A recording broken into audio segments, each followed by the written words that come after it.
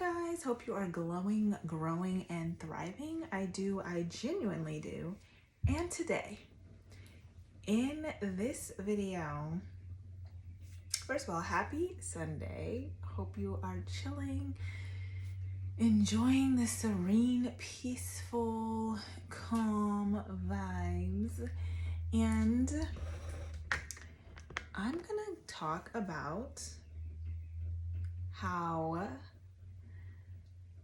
on the flip side of your healing journey, when it comes to the narc, you realize that being down to earth was actually what got you caught up in the crossfires. So now, even though you remain humble and you're still down to earth, you're more mindful of the downsides to being too down to earth. You can be so down to earth that you forget who you are. But also don't beat yourself up too much, because remember that this person was pretending to be all these great things that they never were. So they were working overtime to deceive you. Don't beat yourself up. You were deceived by an A1 con man that's like been trying to do this and has been deceiving people. But also, you really knew they had some weird vibes from the get-go, if you really think about it. But yeah, we were deceived by a con man, and then our worst nightmares came true. I'm talking anxiety, acne, weight gain, health problems, you name it. Like, literally, Satan was dropped into our life. And that made us thankful for how things were before them. And also, the longer you spent with the narc, you realized you were not just the problem. As you realized they were the problem and they had bad karma, that's when you began to realize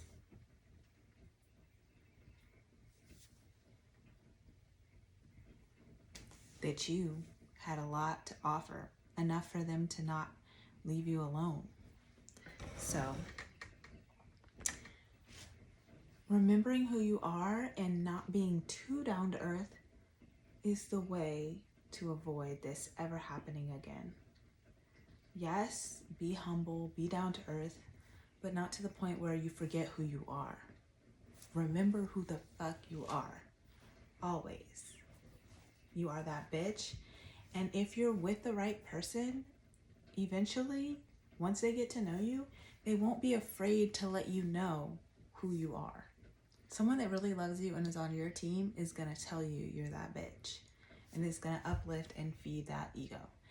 Not ego, but like feed that confidence. And same on the flip side, when you really love a guy and you really want to see him succeed, you're going to feed that confidence in him. So, like, I feel like a little bit of toxicity, everybody's aware that that's going to exist. But don't let that lower your standards. Don't put up with a whole bunch of toxicity just because you want to keep your family together. I'm that girl that would do that. Like, if I get married and I really loved the guy and we have like 5 kids, 3, let's say 3. 5. No, 3. We have like 3 kids. I'm gonna try to just stick with the person for my kids, no matter hell or high water. And that's just how I am.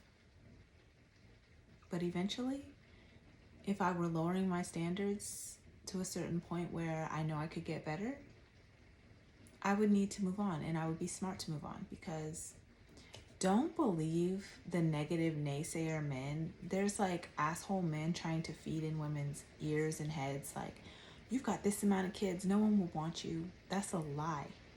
I don't care how many kids you have. If you're an asset, a guy will still be with you no matter how many you have, period. In fact, because you have kids and because you're a great mother, they will want you. Like, you see, look at Cardi B. She's fed up with Offset and his cheating. She's done with him. And she's dating this football player who loves and adores her, and she has 3 kids by offset, and he still wants to be with her proudly. So don't believe that bullshit that no one would want you because you have this many kids. Guys love to say that in arguments. So not true. They're waiting in line to try you out, and not just sexually. I'm talking about to try you out like as a wife, to marry you, to treat you right, to see if they don't get kicked off the line of marriage. But anyways, yeah, guys, being down to earth to a fault gets us twisted up in the hell that is dating a narc. I'm talking about everything's peaceful one moment, the next moment, a tornado of rage. You know what I'm talking about if you've dealt with a narc. Enjoy your Sunday, guys. Keep glowing, growing, and thriving, and see you in the next one. Bye.